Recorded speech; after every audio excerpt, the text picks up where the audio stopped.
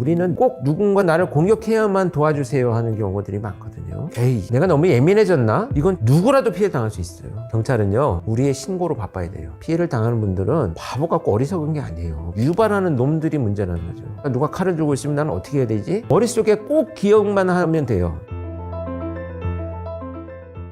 안녕하세요. 지식인 초대석 한석준입니다. 강력 범죄를 연구하면서 우리 사회가 좀 더 밝게 나아갈 수 있는 그런 방법을 늘 생각하시는 분이죠. 권일용 교수님과의 두 번째 시간 계속해서 시작하겠습니다. 대한민국 범죄 역사에 살아있는 증인이시고 강력 범죄가 어떤 식으로 발전해 왔는지를 가장 가까이에서 보신 분으로서 시대에 따라서 범죄의 유형이 달라지고 있다는 게 느껴지십니까? 큰 변화들이 있었습니다.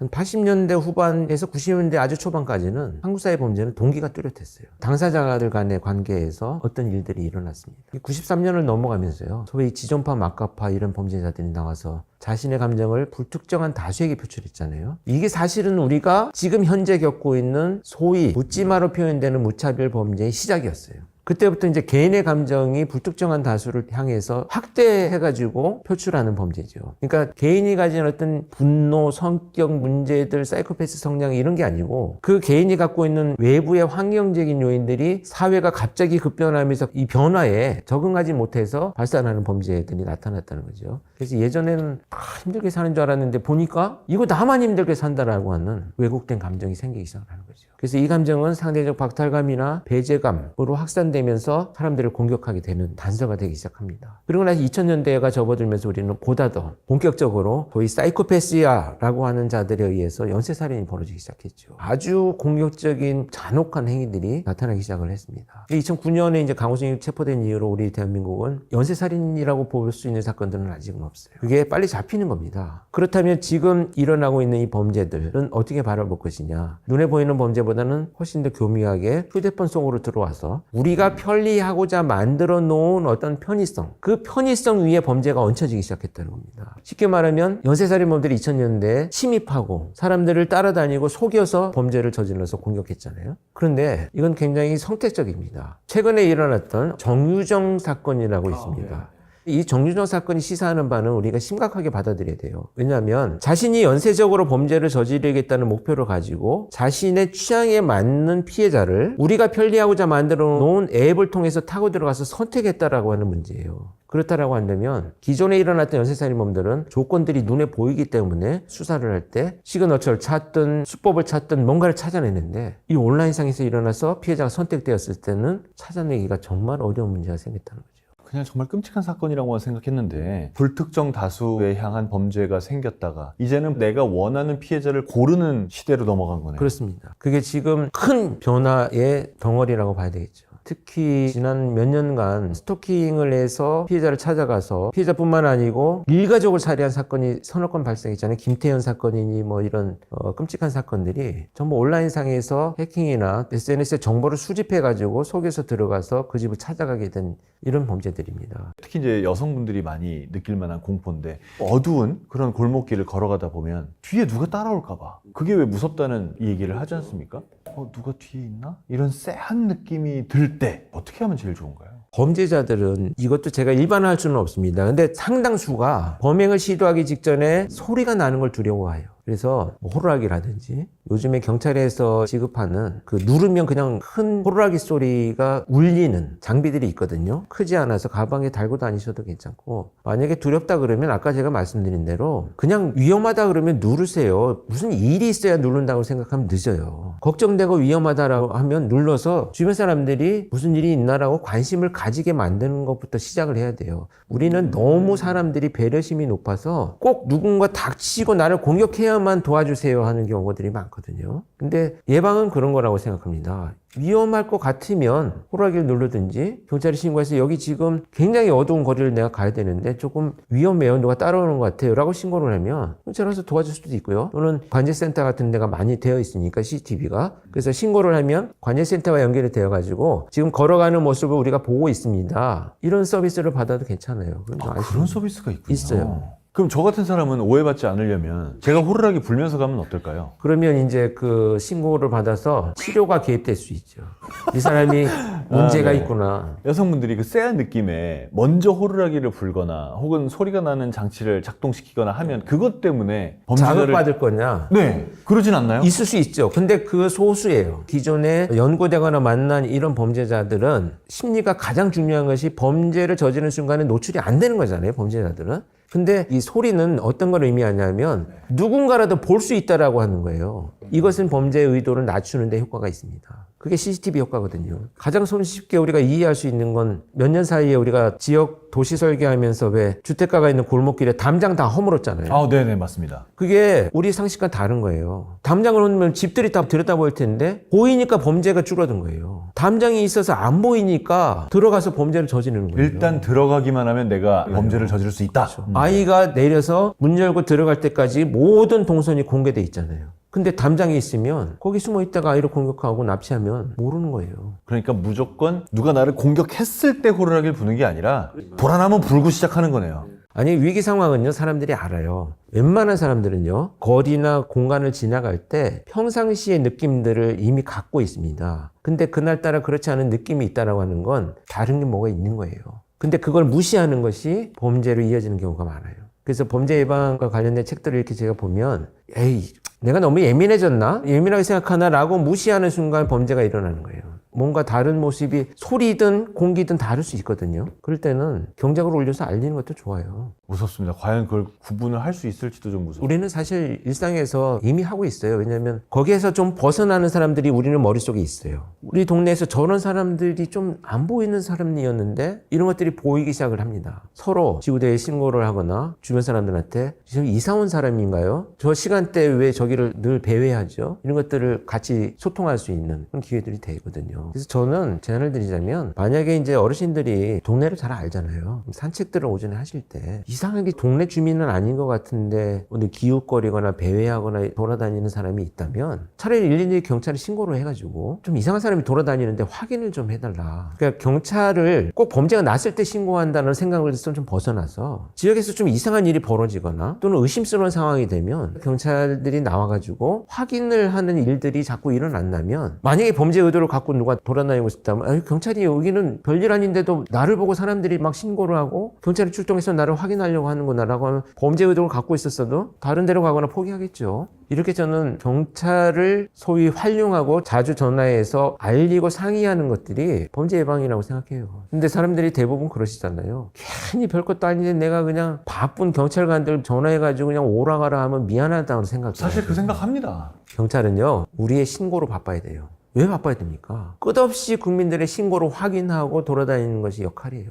예방하는 것이 지역경찰의 역할이죠. 이제는요 온라인상에서 일어나는 범죄들은 굉장히 다양해졌어요. 딥페이크, 딥보이스 이런 문제는 성착취 범죄뿐만 아니고 보이스피싱에도 지금 적용이 되거든요. 딥페이크로 영상을 만들어가지고 영상 통화를 해서 유명한 정말 신뢰가 가는 한석준입니다 라고 하면서 상품이나 뭐 이런 것들을 하세요 라고 제안을 한다면 똑같은 얼굴에 똑같은 목소리가 나오면 안 속는 것이 쉽지 않죠. 진짜 딥페이크로 통화를 한번 영상을 해봤는데 전혀 모르겠어요. 제가 봐도 구분할 수가 없어요. 그러니까 지금은 그런 시대가 되었다는 것이 우리가 인식해야 되고 그렇다면 제일 조심하는 건 뭘까요? 문단속이죠. 문단속은 뭐냐면 개인정보를 단속하는 겁니다. 저희가 일반적으로 생각하는 개인정보라는 건 뭐 주민등록번호라든지 집 주소, 핸드폰 번호 뭐 이런 건데 범죄자들이 정말 노리고 있는 그런 개인정보들은 어떤 게 있나요? 개인정보라고 하면 많은 분들이 성명, 주민번호, 집 주소 뭐 이런 것만 얘기하잖아요. 나에 대한 모든 게 개인정보라는 생각을 해야 됩니다. 취향, 취미, 내가 자주 가는 집, 장소 이런 거 다 개인정보예요. 어떻게 보면.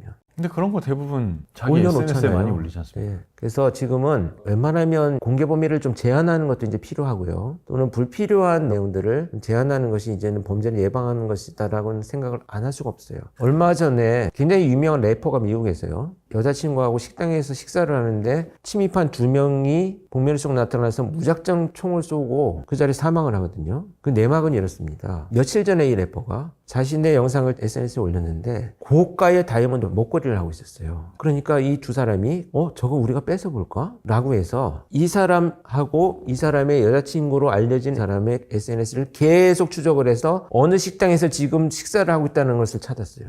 그래서 찾아가서 살해하고 금품을 강취해 간 거죠. 그러니까 내가 지금 밥 먹고 있다라는 실시간으로 올려놓는 이 문제는 타겟이 될 수 있어요. 그러니까 저는 제안드리고 싶은 건 제한하고 공개 범위나 이런 것들을 너무 개인적인 문제들에 대해서는 올리는 것을 좀 자제하면서 특히 실시간 올리는 것은 위험하다는 생각을 합니다. 우리 가족이 일주일간 해외여행을 갑니다. 좋겠지요. 일주일 동안 아무도 없다는 얘기랑 똑같은데 그분의 히스토리를 보면 어느 아파트에 사는지 찾을 수 있지 않을까요? 그러면 가서 속여서 들어가는 방법도 되게 쉬워요. 그런 것들이 지금 노출되어 있는 개인정보다. 우리는 개인정보 노출량은 보통 가입한 사이트에서 해커들한테 털려가지고 이름, 생일, 주민번호, 핸드폰 번호, 주소 이런 게 털리는 이런 것만 생각했는데 그냥 제가 SNS에 공개하고 사는 모든 것들을 이용하는군요. 그 나쁜 놈들은. 사실 우리가 편리하고자 만들어 놓은 양면의 어떤 모습이잖아요. 최근에 외국에서는 아예 청소년들 제한을 하죠. 휴대폰 자체 사용을. 범죄로 인해서 빚어지는 사회적 비용이나 피해가 너무 크게 발생을 하니 이거는 법으로 만들자 할 정도로 추진이 되고 있는데요. 우리나라도 좀 문화적인 차이는 있지만 그 부분에 대해서 논의할 때가 되지 않았나 싶어요. 많은 범죄가 일어난다면 어차피 모든 상황들은 장단점이 있을 수밖에 없어요. 근데 단점이 점점 커진다라고 한다면 자기가 논의를 해볼 필요는 있지 않나. 그렇게 해서 모은 개인정보를 어떤 식으로 활용을? 모든 범죄입니다. 보이스피싱, 스미싱, 그루밍을 통한 아동 성착취, 불법 사이트 도박 운영, 모든 범죄에 응용이 됩니다. 특히 자동차 위에 내 전화번호를 올려놓으신 분들도 혼자 사는 분들, 공동주택에 살 때 걱정이 되면 안심번호 같은 거 등록해서 올려놓으시는 것도 방법이 될 수는 있어요. 최소한 내 번호가 공개되지 않으니까. 기본적인 우리의 정말 중요한 정보들을 아까 얘기한 듯이 해킹을 통해서 많이 가져가요. 근데 피해자한테 전화를 걸었을 때 제일 먼저 확인하는 것이 신상 정보거든요. 근데 정말 교묘해요. 심지어 이런 경우 있잖아요. 순식간에 조종당한다는 것은 그런 거예요. 박스 그냥 하나 갖다 놓고 택배인 것처럼 남의 집 앞에 갖다 놓죠. 그러면 그 사람이 나와서 우리 집 앞에 박스가 있어요. 나는 주문한 적이 없어요. 근데 전화번호가 있습니다. 이게 가해자의 전화번호거든요. 그럼 전화를 걸 거 아니에요. 당신 거 같은데 찾아가셔야 됩니다. 그랬더니 거기 어디예요? 여기 무슨 아파트 몇 호예요? 성함이 어떻게 되시는데요? 내가 다 알려줘요. 이걸 만약에 당한다면 저도 알려줄 것 같아요. 당연히 그렇죠. 집 주소, 몇 호, 내 이름 다 알려줬잖아요. 좀 더 환경이 다르다라고 하면 근무하시는 분들을 속여가지고 교묘하게 예를 들면 수리하러 왔다라는 말도 안 되는 핑계로 침입한 경우들도 있으니까. 그렇게 교묘해지는 거예요. 그래서 제가 말씀드린 것처럼 순식간에 사람을 조종한다 그랬잖아요. 사이코패스들이. 이렇게 순식간에 그 사람의 판단을 내 걸로 만드는 거예요. 그래서 경제범죄, 사기범죄에 사이코패스가 많다는 겁니다. 어떤 경우에든지 내 거를 내 스스로 알려주는 순간에 입을 닫아야 됩니다. 그 수법을 다 외울 수 없으니까 머릿속에 꼭 기억만 하면 돼요. 만약에 실제 법원이나 경찰에 전화를 해서 내가 끊었다 라고 해도 처벌을 안 받는 거예요. 아무 지장이 없어요. 처벌 받을 것 같거든요. 그러니까 당하는 거예요. 네. 20대 초반에 그런 경험이 없는 피해자들은 큰일 날 것 같다는 거죠. 근데 실제로 전화를 끊으면 아무 처벌받지 않고요. 정말 그게 문제가 됐다고 하면 경찰이든 법원이든 검찰이든 찾아와요. 아니면 해당 경찰서나 조사하는 곳으로 들어오라고 합니다. 문 앞에서 만나면 안 돼요. 왜냐면 10시까지 검찰청 앞으로 오세요. 돈 1,000만 원 찾아가지고. 자기는 9시 반에 들어가고 주차장 같은 데 숨어 있다가 걸어 나와요. 10시에. 어저께 통화한 분이죠. 조용한 데 가서 제가 알려드릴게요. 커피 한 잔 마시면서 돈 받아서 가요. 그러면 이 사람은 검찰청 안에서 걸어 나온 사람이잖아요. 나한테 분명히 전화했고. 검사라고 생각해요. 정말 너무 단순한 건데도 그렇게 속겠군요. 그렇게 생각하죠. 그래서 그런 수법들이 되게 많으니 원칙을 가져라는 거죠. 외부에서 조사하지 않고 특히 전화로 뭔가 조사하면서 지시하지 않는다. 근데 그런 전화는 무조건 끊어도 아무 일도 안 일어납니다. 실제 검사나 경찰이 전화하더라도 아무 일도 안 일어나요.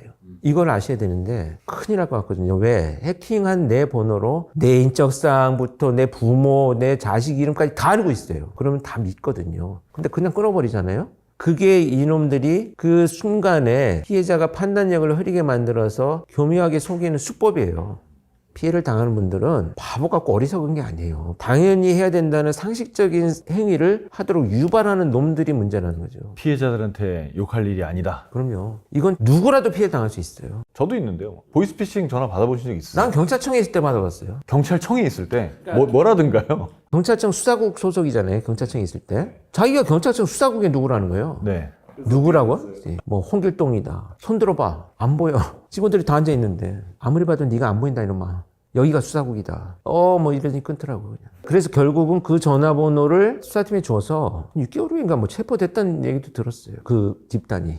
범죄 심리학자 또 더 나아가서는 사회학자시기도 한 건데 개인의 불안이 사회의 불안으로 이어지는 뭐 어떤 방법이 있을까요? 근데 처벌 강화는 당연히 있어야 됩니다. 근데 거기에 좀 추가하자면 이제 양형 기준도 바뀌어야 되겠죠. 수십 년 전에 적용되던 것을 지금도 적용한다면 손을 봐야 되겠죠. 조정이 되어야 됩니다. 근데 더 중요한 것은 처벌에 관련된 문제보다는 본질을 자꾸 접근을 해서 묻지마 범죄가 어떤 사람들한테 왜 일어나지? 그러면 많은 외국의 연구들은요, 지금 고립과 단절이에요. 심리적 단절, 유대관계의 해체 뭐 이런 것들이기 때문에 국가에서 소위 고독을 담당하는 부서가 있어요.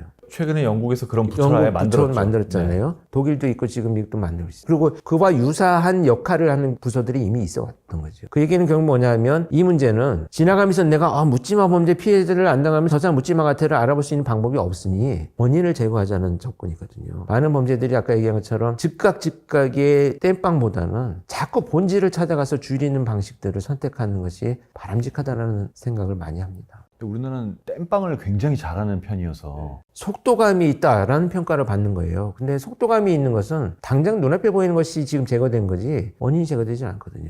그게 이제 예를 들면 우리가 너무 한국 문화에서는 효율과 속도와 성과에 매몰돼 있다라는 것이죠. 이런 의식들도 우리가 조정할 필요는 있어요. 무슨 얘기냐면 그 속도와 관련된 것들이 개념이 이런 거예요. 그러니까 업스트림이라는 책에서 제가 이제 인용을 하자면 경찰이 자기 지역 내에서 카메라가 잘 없는 곳에 계속 과속을 해서 사람들이 사고가 많이 나는 거예요. 그러면 이제 T자형으로 되어 있는 도로들은 여기가 이제 논인 경우에 밤늦은 경우에 속도를 과속을 하다가 이렇게 꺾지를 못해서 떨어지는 차들이 굉장히 많았거든요. 그런 곳이 있겠죠. 지방이나 시골에 가면. 근데 그때 두 명의 경찰관이 각자 다른 일을 했어요. 첫 번째 경찰이 여기가 계속 과속을 해서 자꾸 저렇게 사고가 나니 카메라를 몰래 설치한 거예요. 과속하는 차들을 계속 딱지를 끊었어요. 그러니까 이제 지역 주민들이 여기 과속하면 딱지 끊겨. 속도를 줄이면서 사고가 줄었어요. 근데 B 경찰관은 여기가 사고가 많이 나는 곳이니 내가 순찰 시간을 할애해서 그 장소에 서 있는 거예요. 경찰관이 서 있으니까 속도 줄이잖아요. 결과적으로 사고가 줄었어요. 그렇다면 연말에 누가 표창받고 승진할까요? 딱지 많이 끊는 사람이 되는 거예요. 우리가 원하는 경찰은 제복 입고 서 있어 예방을 하는 경찰이 필요하지 딱지 끊는 경찰이 필요한 건 아니라는 거죠. 결과도 있고 성과도 내고 그것을 속도감 있게 빨리 돼야 된다라고 하는 강박관념은 사람들이 지치게 하거든요. 제가 왜냐하면 경찰 출신이잖아요. 그래서 경찰이 좀 그랬으면 좋겠어요. 국민들의 입장에서의 시선을 자꾸 맞춰야지 국민들한테 질타를 받는다고 막 대빵해 놓으면 본질을 찾아가는 것이 지쳐요. 혹시 이런 범죄들로부터 내가 너무 당황하지 않도록 평소에 하시는 마음 수련법 같은 게 있습니까? 이런 표현이 좀 적절하지 않을 수 있지만 저는 범죄 속에서 너무 많이 보았기 때문에 범죄 장면이 어떻게 보면 익숙해요. 너무 놀라지 않고요. 갑자기 큰일이 벌어져도요. 30여 년을 그 속에 있어 왔기 때문에 어느 정도 침착합니다. 예를 들면 사고가 한번 났었거든요. 사람이 정말 차가 뒤집어지면서 승차하고 있던 분들이 튀어나와가지고 도로에. 근데 제가 그 신호대기를 하면서 밤에 서 있는데 정말 침착하게 내려서 이분들이 다른 차에 치이지 않도록 위험도가 가장 높은 분들부터 안으로 챙겨가지고 지나가는 차를 세워서 빨리 신고해달라고 조치를 하고 이런 것들이 그냥 됐더라고요. 그러니까 여러분들이 내가 닥쳤을 때 나는 어떻게 해야 되지? 라는 생각들은 머릿속에서 시뮬레이션을 한 번씩 해보셔도 괜찮아요. 시뮬레이션을 해봐라. 그러니까 아까 제가 뭐 가족이나 친구나 동료들끼리도 한 번씩 해봐라는 말씀 드렸던 것처럼 머릿속으로라도 몇 번씩 생각해보는 것이 도움이 될 수 있습니다. 아주 쉬운 예를 들자면 셜록 홈즈가 그런 연상을 잘하거든요. 범죄 현장에 딱 나왔을 때 막 범인이 어떻게 나와서 어떻게 들어가고 막 이런 거 가설을 설정하면서 머릿속에 막 시뮬레이션을 하고 가요. 그럼 가서 거기에 안 맞는 것들과 그 맞는 것들을 빨리빨리 찾아내거든요.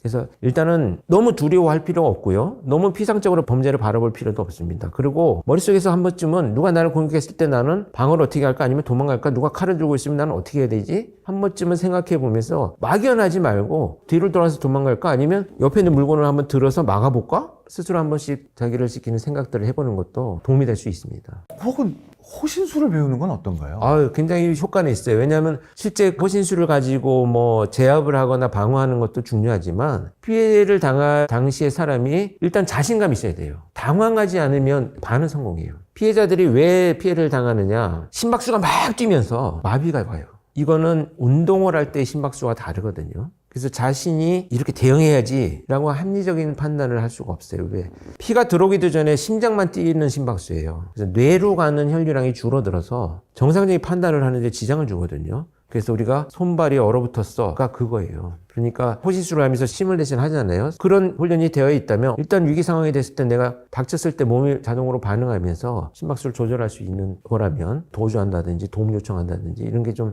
가능해지죠. 그렇지 않은 상태에서 피해를 당하면요. 너무 놀란 나머지 휴대폰을 들고 야 112가 몇 번이야 라고 해요. 판단이 제대로 잘 일어나지 않습니다. 바보 같아 어리석어는 사후평가예요. 결론은 이거예요. 해보는 거예요. 저는 가끔 집에서 가족이 다 있을 때 거실에서 야 지금 막 여기 불 났어. 그럼 너는 119에 전화해. 당신은 창문을 열고 고함을 쳐. 아들 너는 어떤 짐을 챙겨. 역할을 나눠주고 뻔하지만 불이야 라고 해보는 거야. 그러면 움직여져. 거의 무슨 뭐 큰 기업들 소방 대피 훈련하는 것처럼 하시네요. 그게 목적이 그거예요. 소방대피훈련이 해보면 그대로 돼요. 안 해보면 안 돼요. 절대. 그래서 두세 번 해보잖아요. 몸이 반응해서 해요. 그러면 뭐 쎄한 상황도 시켜봅니까? 시켜봐요. 뭐 어떻게? 갑자기 누가 옆에서 뭐라고 했을 때 전화기를 꺼내서 112 신고해라. 근데 사람들이 누군가 막 위기 상황이 깜짝 놀래킬 때 놀라고 도망가기 바쁘지 합리적으로 판단하고 고함쳐서 도와주세요가 안 돼요. 근데 친구들끼리 한번 해봐. 길거리 지나가면서 깜짝 놀라는 척하면서 그러면 나는 고함을 쳐볼까? 이런 거 한번 골목에서 해보면 좋아. 이렇게 해서는 해보라 그래요. 계속 되잖아요. 그게 군에서 훈련하는 것과 같은 효과예요. 그게 오토파일럿이라고 해서 몸이 반응해요. 뇌가 반응하는 게 아니에요. 그러니 아까 말씀하신 대로 당황해서 혈류가 뇌로 안 가는 상황에서도 가능해요. 몸이 익숙해져서. 한 두세 번 그렇게 해보잖아요. 그렇게 된다니까요. 그래서 제가 가끔 어느 날 느닷없이 가서 TV를 보다가 불이야! 그러고 깜짝 놀래키면 각자 일을 해요. 응? 아빠 전화기 나 이렇게 얘기해. 많은 분들께서 집에서 프로토콜을 만들어서 연습을 한번 해보시면 좋겠습니다. 근데 많은 분들이 저거 뭐 별거 아니잖아 라고 생각하지만 우리는 범죄도 별거 아니고요. 예방하는 것도 큰 정책이 아니에요. 생각해보고 주변 사람들이 피해를 당하나 들여다보고 우리 애가 이상 증상을 보이나 관심 갖고 이런 게 다 예방이고 범죄를 차단하는 방식이라고 저는 생각합니다. 악인의 마음을 읽는다는 것이 어떻게 보면 우리 사회에서 가장 어려운 불안, 고립 이런 부분을 치유하는 일이지 않을까 싶습니다. 오늘 권일용 교수님의 얘기를 통해서 이런 부분들에 대해서 더 많은 생각을 할 수 있는 그런 계기가 됐기를 바랍니다. 자, 대가들의 진짜 고급 지식을 전하는 지식인 초대석 다음 시간도 기대해 주시기 바랍니다. 고맙습니다.